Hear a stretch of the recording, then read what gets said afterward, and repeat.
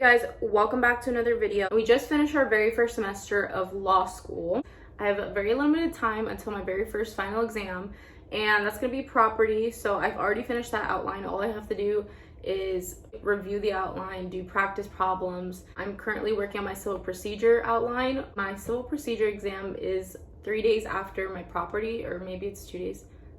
No, it's 3 days after my property exam. So I want to get that one done before I do any practice problems for either of those. So the practice problems that we typically do for law school exams are called hypotheticals or issue spotters. Some professors do multiple choice, but all of my professors do not. So I'll be doing those hypotheticals, which are essentially a fake fact pattern. So for example, Jimmy was running across the road whenever Johnny was driving a big bus and hit him. There was a stoplight, but Johnny hadn't come to a full stop.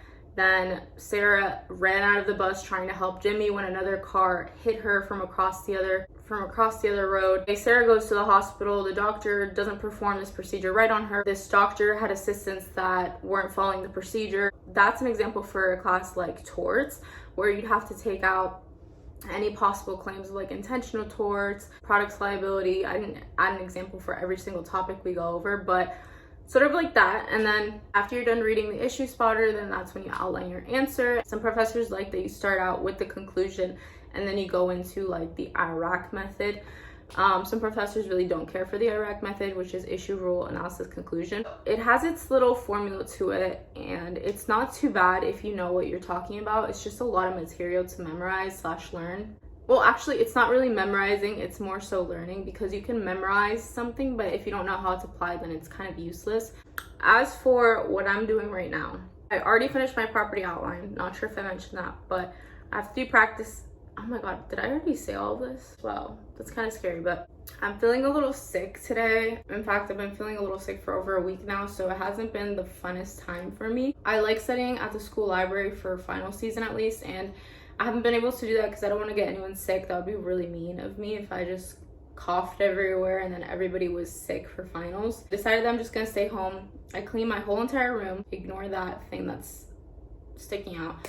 I cleaned my whole entire room. I got this new book stand, by the way, because I have an L-shaped desk from IKEA, and these books that were there were all stacked up and would get super messy. They would fall. It would get dusty too, and I didn't like that. So I got this book stand from Amazon. I think it was $60, $70, or $80. I think it was pushing $80. Oh my goodness. If you're wondering why I'm even filming on final season and why I'm sick and I'm filming, it's because even though I don't feel good, I want to be able to look back and reminisce on my first year of law school or years of law school. So also, if you guys are even curious about what law school exams look like, by the way, some professors do put out practice exams in the library, so I already scanned those for torts. That's the only class that did it. And then property, he put out some practice problems on the website. Elements, we had a real midterm, so I guess that we could study that. And then we also got last year's exams from Elements too, actually.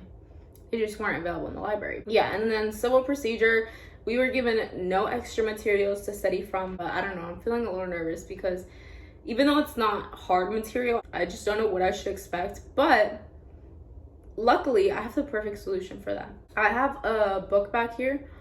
Let me show you. I have this big blue book that they gave us for free. They actually made us pay for the Barbary bar prep materials. I think it was around, I don't remember how much it was, so I don't even want to throw out a random number.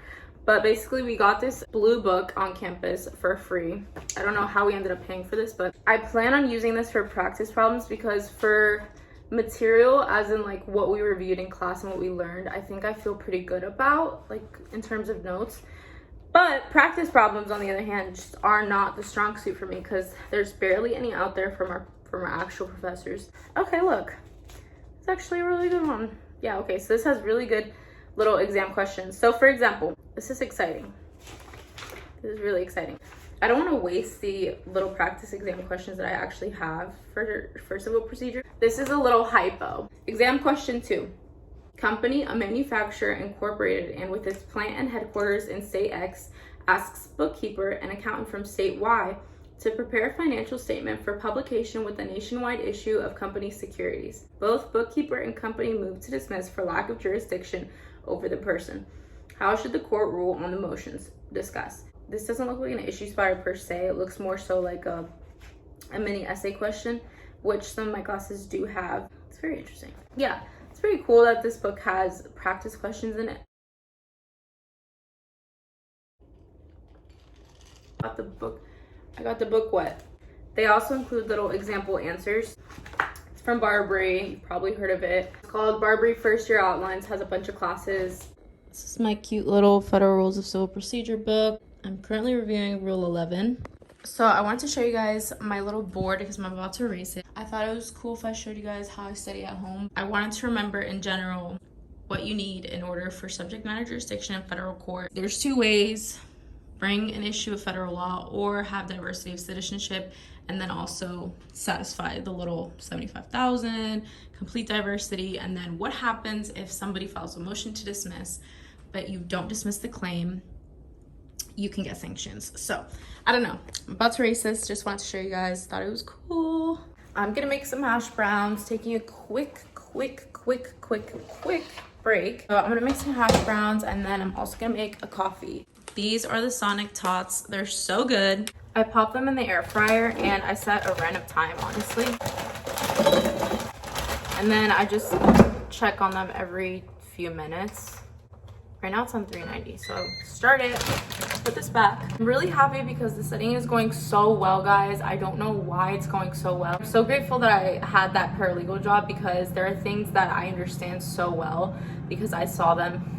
Venmo sent me a little notification. I don't know, basically what I'm trying to say is that little things like motion to dismiss, motion to set aside, default judgments, what you can do when you're sued. So definitely if you're thinking about going to law school, I'd recommend personally, if you're able to take a gap year and get some experience with an attorney, it will help you so much. A lot of people in law school already have that experience, so if anything, it levels you out with the players in the game. I'm just really happy. Everything's going really smoothly.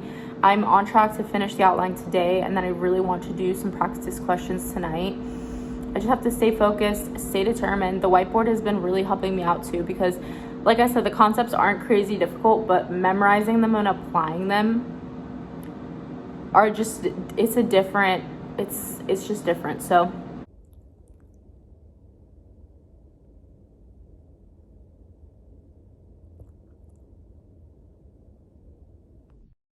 we're now in the car, cozy vibes. I have my tropical vibe here that I got from Publix.